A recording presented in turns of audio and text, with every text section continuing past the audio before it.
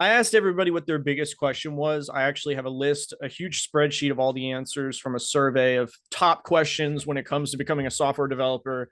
And I'm going to go through some of these questions and answer them. This is stuff that you guys want to know. This is stuff that you guys are struggling with right now. And it's very relevant to everybody out there. So I want absolutely everybody to listen and everybody to pay attention. So, and again, a lot of these questions are very similar, right? So a lot of people struggle with fear of missing out. So they're learning one thing and they have a fear that they're learning the wrong thing. There's a lot of that. So I'm going to try to summarize some of this and collapse some of this because obviously I need to be able to get this across in a way that helps you. So I'm going to go through like some quick ones and then we'll build into like the bigger ones. So, you know, okay, here's the question. How do I keep up with all the changes that are happening in the JavaScript world, and how do I remain focused? So focus, we'll do that in a minute. That's a bigger question. So how do you keep up with all the changes in any community, Ruby, JavaScript, etc.? Here's a tip. Set up an RSS reader and go look at all of the top Java, like Google KSE, right? Knowledge, strategy, execution, KSE.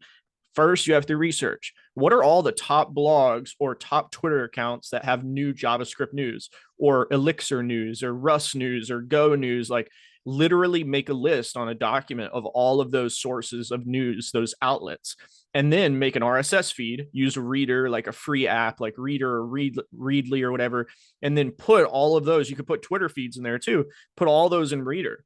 So that way, if you really feel like you want to, and I'm going to teach you, you don't need to stay up to date as much as you think, but I know a lot of people want to do that. So if you feel like you do need to stay up to date, all you do is you pop open your phone, like in the middle of the day, after you're done with your focus block, and you open your RSS reader and you kind of scroll through it. In fact, that's what I do. I don't do it for JavaScript, but I do that for my own topics, right? So a lot of this stuff comes down to little strategies and tactics that you're going to be able to use. And Readly is a great one. Just open up your RSS feed and scroll through it. That's a great tip. You know, there's newsletters as well, like JavaScript and Ruby and Rust newsletters, like top news of the week. Those newsletters, you might think, I can't put a newsletter in an RSS feed. Well, there's actually websites where you can convert a newsletter to like you could find all the back past issues of newsletters. There's websites to do that. Just Google it.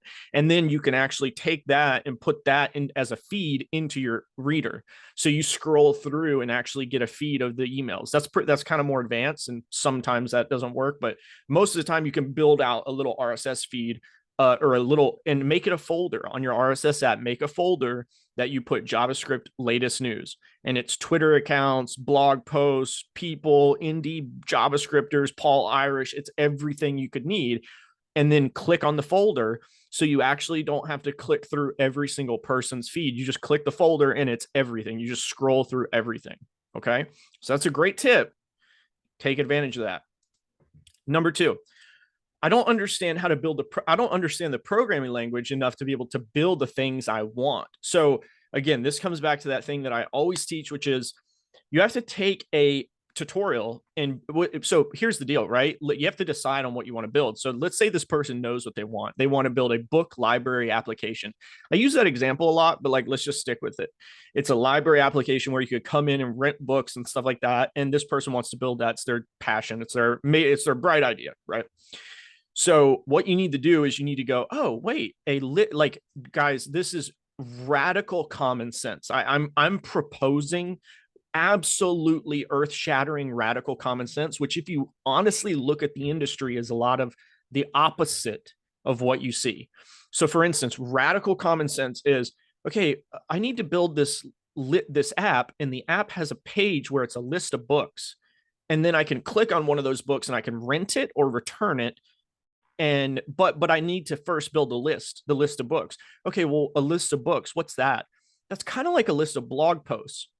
In fact, in a framework like JavaScript, React, or Rust, or Angular, whatever, not Rust, but Angular, Ember.js, Backbone.js, whatever, all of that code to make a list, it's the same code. So you pull up a tutorial, to-do list tutorial in Ember.js, to-do list tutorial in Angular.js. And then when they show you how to make a list of to-dos, you simply know, okay, perfect. I'm going to take that code and actually use that to make a list of books. And do that with everything. Every part of your app is sequenced and broke into a compartment. And some tutorial somewhere, somebody has taught you that. Okay. And you cannot learn by learning. Learning by learning is not like a real thing, guys. I know nobody wants to hear this. This is the opposite of what the industry wants to hear, but it's the truth. You can only learn by doing. I'll say it, it's the fastest. Let's just ignore the word you can't. Like, let's ignore that. It's the fastest. If you want to learn the fastest, you do it. So do what I'm saying. Break it into these chunks. Okay, this tutorial taught me this. This tutorial taught me this. Perfect. I built the app. Now I need to deploy it. How to deploy an app on Heroku, how to deploy this on this, how to do this. You're Googling, researching, and then you're pulling it in, copying, following. Now, there's another question in here that is relevant to this.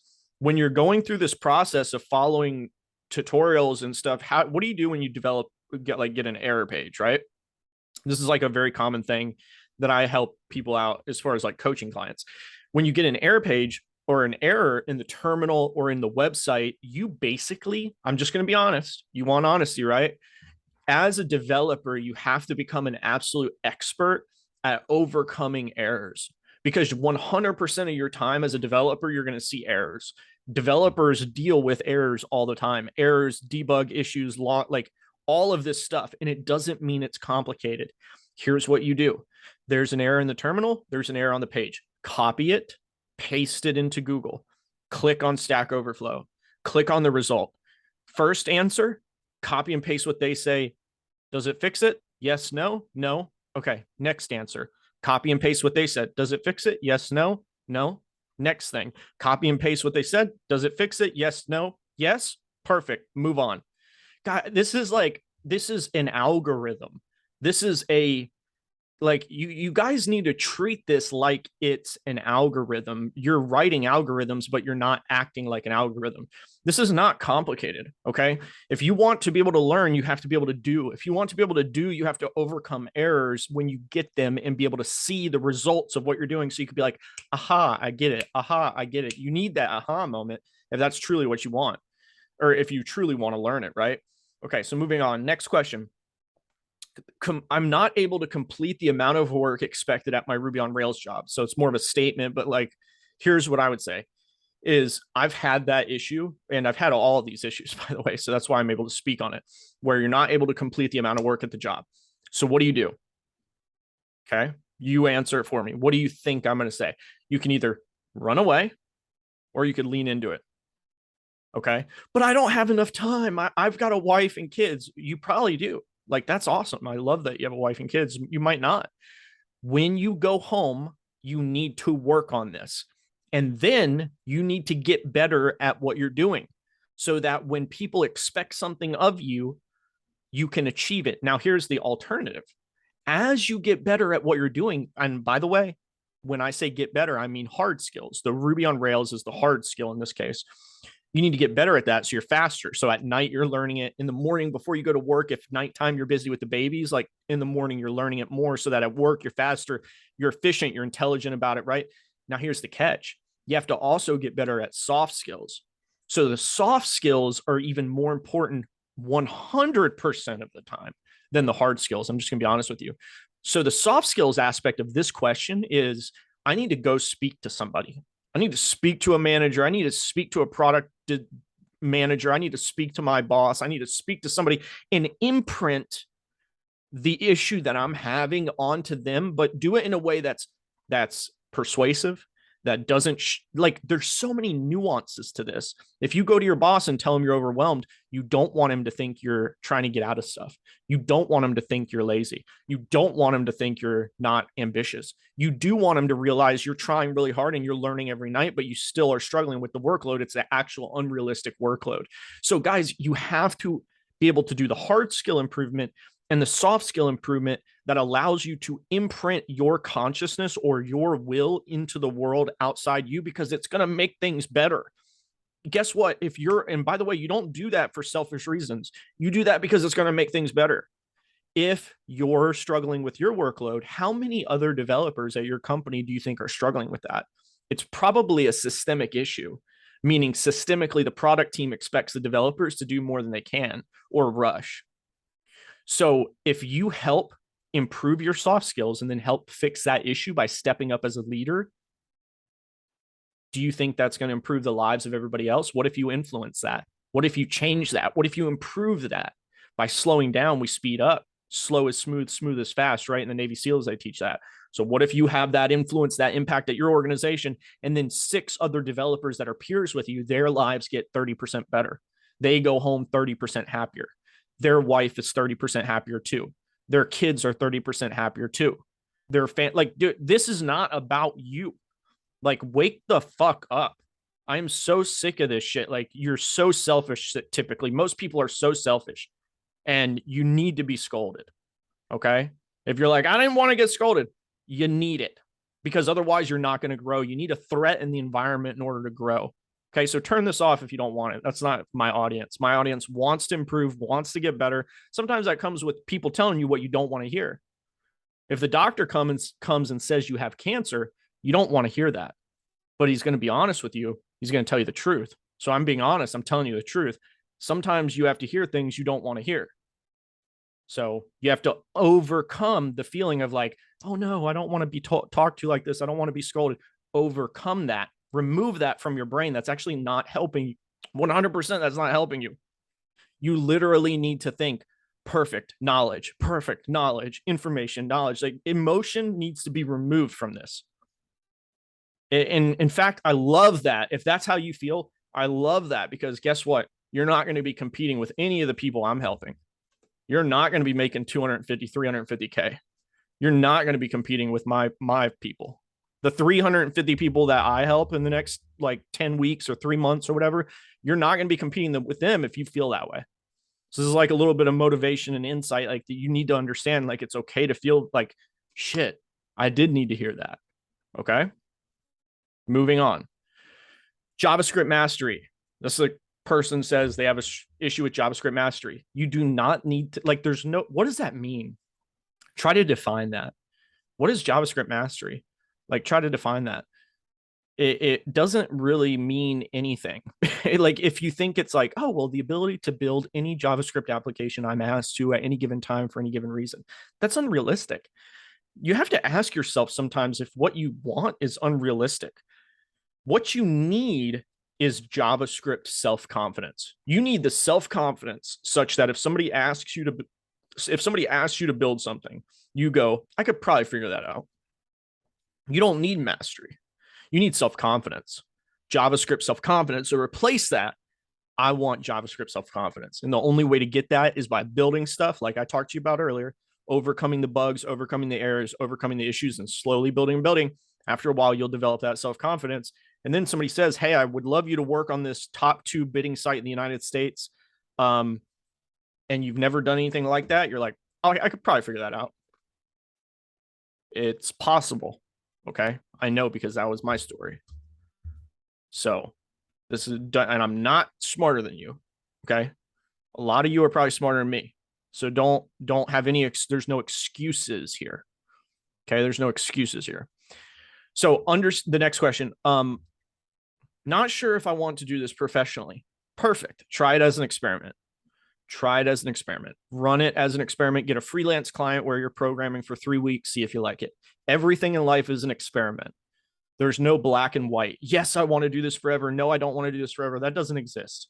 Black and white doesn't exist. It's just, do I want to try this as an experiment? If I do like it, double down. If I do like it, double down. If I do like it, double down. It's all experiments.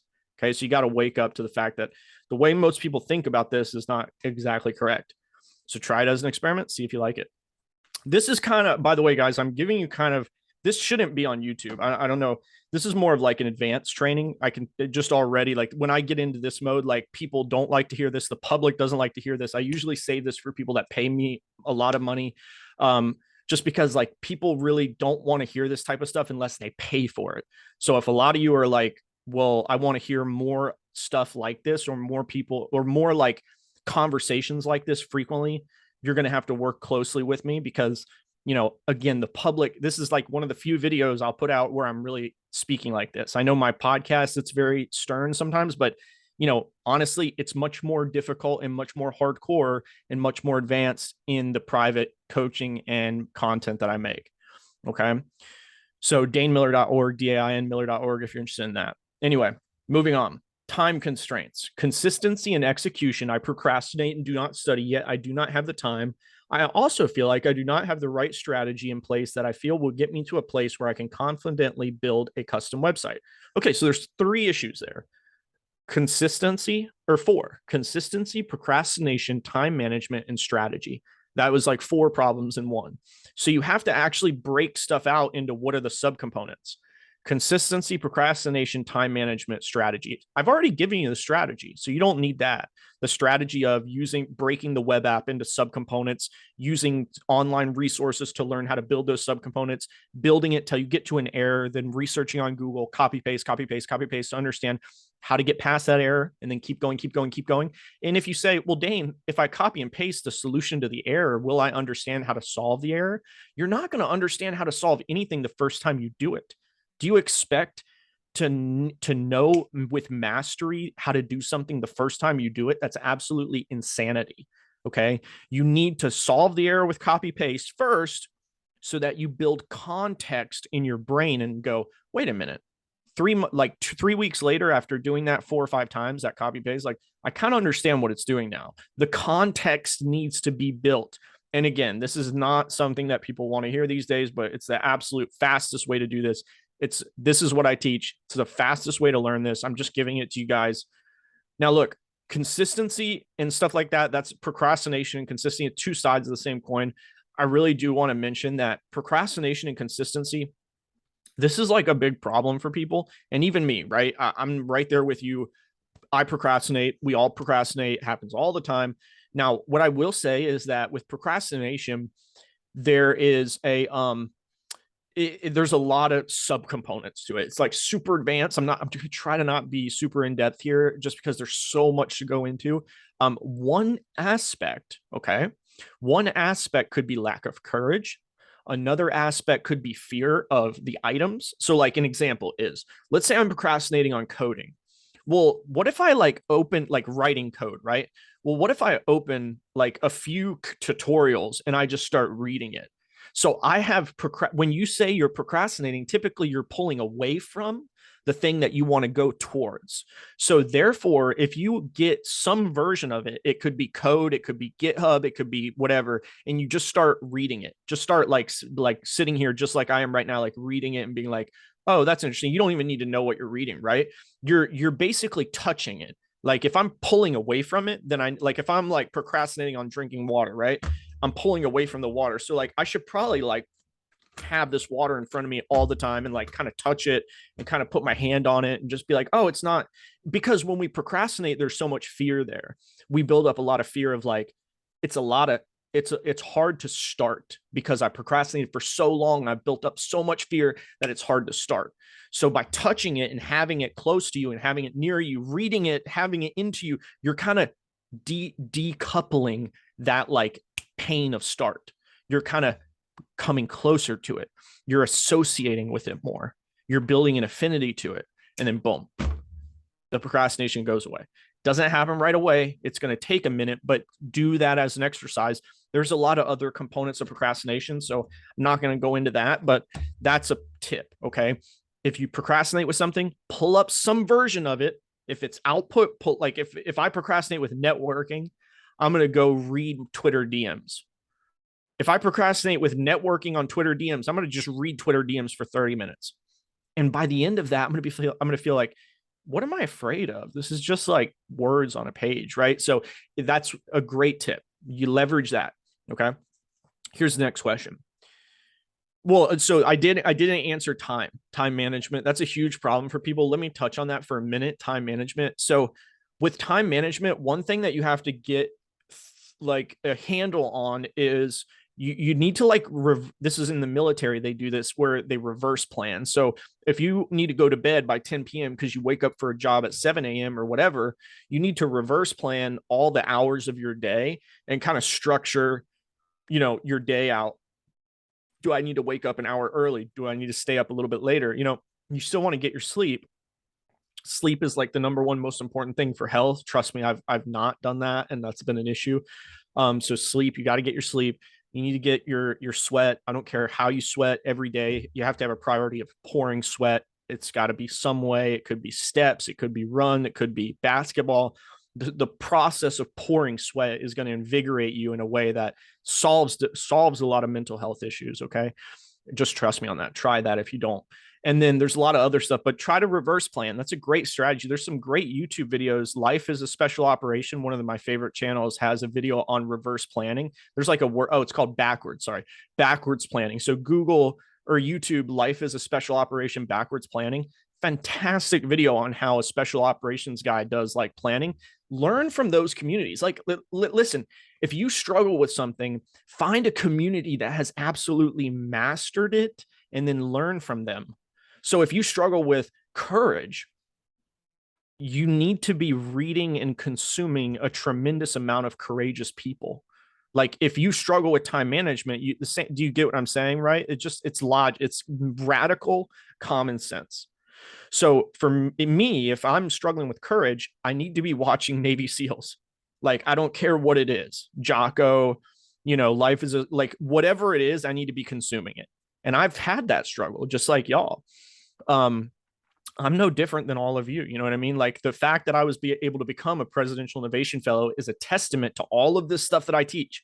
I went from a broke heroin addict, literally suicidal, to starting my career. And then 13, 14, 15. I mean, it couldn't have been more than that.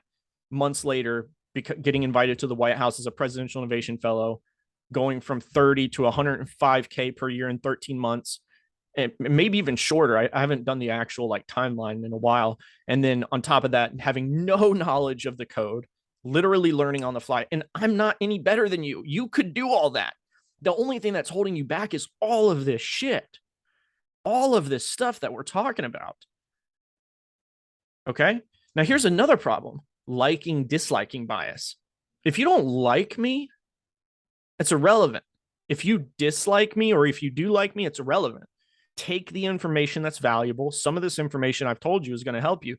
Take the information that's valuable, spit out the information you don't like. If you're a Democrat and you listen to a conservative and they tell you something that could change your life, but then they say a bunch of stuff you don't agree with, take the stuff that is going to change your life and help you and discard the stuff that you don't like, or that doesn't help you. Sorry, not that you don't like. So take the stuff that's going to help you, discard the stuff that's not going to help you. Disregard what you like, what you don't like. Now, if you're a conservative and you're listening to a liberal, the same thing. Okay. We need to stop being so, I don't like you, I can't hear you, I don't like this whole thing is a nightmare. It's an absolute nightmare in our society, and it's going to ruin your career. Okay. It's going to ruin everything. You're not going to be able to get, like, do you guys want to reach your potential? Do you want to reach your potential? Most people don't, I think. Do you want to make 200K a year, 300K a year? Most people, I don't know if they even know what that means, like what that would feel like. Most people are very comfortable. You basically need to understand that when you're comfortable, you're retreating. You're actually dying. Like there's no such thing as just staying where I'm at. So if I'm making 75K a year and I'm like kind of comfortable, but still a little bit unhappy about it, I'm slowly dying. Most people are slowly going down, very slowly. The other type of person is slowly going up. The other type of person is going fast up. And honestly, this is oversimplification, but it's the way it is. You need to make a decision that you're not going to slowly die or slowly go down by staying the same. You need to make a decision that I'm going to see if I can reach my potential. What can I do? How many people can I help? And I don't care if it starts with YouTube videos that get 100 views. If I make YouTube videos that get 100 views, perfect. Because I know I'm going to do it long enough times that eventually it's going to help a million people. And what if you helped a million people? You say, I don't know what to help them with. I don't know anything. There's something you know. Everybody has a genius in them. Everybody has a zone of genius. You have something inside of you that is of a genius nature. Something so obvious to you that you think this is just common sense, but it's not. I have that. You have that. We all have that. You have to unlock it. And what if you were able to help other people with that thing? Okay, you don't have to make a business around it. I'm just saying, like, what if you can impact people? What if it's people at your church, people at your work, people online, people on Twitter. Like, what if you can help somebody do something? For the love of God. I mean, guys, wake up. Do you want to be stuck in the fucking matrix all the time? You're in, I mean, disregard the word matrix. It's like kind of a bad word nowadays. Like, you disregard what political beliefs you have, disregard who you like, who you don't like, disregard everything else that you ever thought about emotions, logic. Just make a decision. Do I want to stay where I'm at right now for the rest of my life? Or do I want to get better and better and better and see what I'm capable of, to see what I'm capable of doing? And if you choose the latter, that you'd like to see what you're capable of doing, you have to make a tough decision that you're going to discard liking, disliking bias. You're going to learn from people you like and don't like. You're not a civilian anymore. You used to be a civilian. Now you're not. You're different. Okay. You're not better. You're not worse. You're just different. Okay. Just like the military. You're not a civilian anymore. So you're going to discard liking, disliking bias. You're going to discard remaining in the same place. You're going to discard emotion, no emotional control. You're going to add in emotional control. You're going to add in mental models. You're going to add in like getting stern talkings to when you need it. You're going to add in coaching. You're going to add in learning. You're going to add in the shit that fuels you and fires you up and then takes you to the next fucking level. Okay. Next question. We're almost near the end. I mean, I've got like 250 questions, so we'll cut this into different pieces, I guess. But so, next question. At the moment, my biggest challenge is thinking that I don't know enough to obtain an entry-level web dev position. There's always something new to learn, and it feels like I'll never catch up. After learning HTML, CSS, JavaScript, and Bootstrap, I found out I needed to learn a framework I'm working on now, but would love to continue learning on the side while actually working in the field. So again, I'm just going to reference the earlier part of the video around self-confidence. You have to understand that you have a supercomputer in your head. Your brain's more powerful than a supercomputer. You know that, right? I've told you that in every YouTube video, in every podcast episode. Your brain's more powerful than a supercomputer, and you're fearful that you can't learn something. Somebody as smart as you did something and made something, and you fear that you can't learn it. Like, guys, do you remember that Steve Jobs did that video, like that kind of video that went viral many years ago, where he said everything in the world was built by somebody no smarter than you, and you have the ability to change it, touch it, impact it, influence it. Like, that's exactly the point here. That's such a good video, because that's exactly the point here, is that the person that made some tool that you need to learn, he's like you. And so if you need to learn it, you could learn it.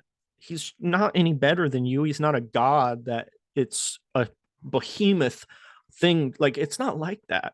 Okay.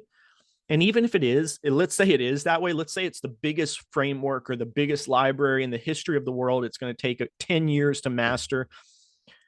It doesn't help you to think that way. Okay. It doesn't help you to think that way. Just think that you can learn it. It only helps you to think thoughts that benefit you. Okay. Thoughts that benefit you and other people. Your thoughts should benefit both 50% you and 50% other people. Selfish and unselfish. It's the only logical approach. Maximum like common sense is the thoughts that I should have should not tear me down, should not pull me down, should not dissuade me of the world. It should 50% benefit me and allow me the other 50% to benefit and help other people, even if it's going to feed somebody that's homeless or going to the church and giving them, or just like being nice to somebody. It could be as small as being nice. It could be as big as feeding 1 million people. Okay. But you can do whatever you set your mind to. This is something that a lot of people have forgotten over the many years. You can start a startup. You can have a global impact. You can make money. You could be financially free. You could run a business. You could teach 1 million people. You could teach 10 million people. You could help 10 million people. What if you just did comedy and made 100 million, 10 million people, 1 million people? What if you just made them laugh? Once a day, you made 1 million people laugh. Dude, that is such a humongous impact. So I want you all to really get out of the frame of like retreat. I'm just a developer. I'm just learning to code. It's all I want to do. Like, that's great. And that's a chapter of your life. That's a season of your life. That's focus on that. That's important. But start to understand that you have bigger capabilities and bigger potentials. that are available to you, and you're just not really tapping into it. And that's totally okay. I've been like that many times in my life, but you need somebody to push you to tap into it.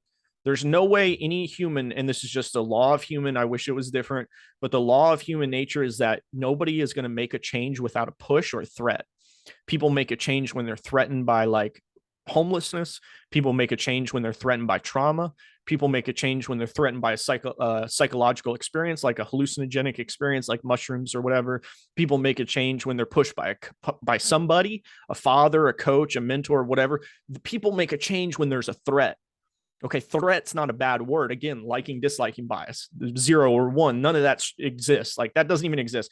Threat is a thing. It motivates a human. It's not good or bad. It's just a thing. Okay. And you need to leverage that, use that. Otherwise, your brain's going to create a threat, and it's probably going to be depression, anxiety, fearfulness, sadness. Your brain will create it if you don't provide it. Okay. So let's pause the episode there. Got a ton of other questions that I could go through. A lot of people struggling with time management, a lot of people struggling with starting as a freelancer, a lot of people struggling with all these things. Again, the gist of what I've spoken about for the past 30 minutes is that all of these issues are surface issues that are caused by deeper psychological problems in how you view, frame, or experience the world. Okay. You can solve all these issues by deepening your understanding of your human mind, your brain, your experience, your perspective, your frame, and the way you experience. Like it is all solvable by one thing: the ability to change and impact your own mind. Okay. That's not debatable. That's actually just the way it is. My personal subjective experience and my experience working with 350 people and 10,000 plus people from a distance. Okay. So that's my subjective and objective, and studying psychology, hallucinogenic experience, trauma experience, depression, anxiety, my studying of everything in one, including like, other things. Like I used to want to be a physicist. So I've done all of that, gone deep into those rabbit holes. And no, I'm not like saying that quantum physics is what I'm not talking about any of that. Okay. I know new age spiritual stuff is like really big into quantum physics. I'm not talking about any of that. Okay. I'm just simply, and I'm not talking about manifestation. I'm not really talking about any of that. I'm talking about just the way your brain is, guys. Your brain controls the way you view things, and the way you view things controls what you do. What you do controls the outcomes you have. The outcomes you have feedback around like a systemic process of cause and effect that feed back into the system. And that then controls what you think you can do. So you have to hack the algorithm in the middle and go, wait, I want to do bigger. Feed it back around. Like this is a hack. Like you have to hack this cyclical algorithm that's feeding and feeding and feeding itself. Why do people get suicidal? They feed themselves. It cause effect feeds back around, just like Facebook ads. If you've ever run Facebook ads, the cause feeds back into the effect, and it scales up and up and up and then explodes. Like, do you see what I'm saying? Like this is true. And this is, by the way, this is a branch of science called system science. This is taught in, it's not really taught, but it is a branch of science called system science. It's also called system theory. And this is just like kind of the way the world is, because everything is a system, fortunately or unfortunately, right? It's just that way it is. It's a system. So cause and effect and the relationships between feedback mechanisms and cyclical cycles and stuff like that, it's all very important. Okay. So anyway, that's it for today. If you like this episode, drop a comment. Let me know that you want more like this. If you didn't like this episode, I don't know. Just let me know in the comments so I know not to do an episode like this in the future. Cool. Later, guys.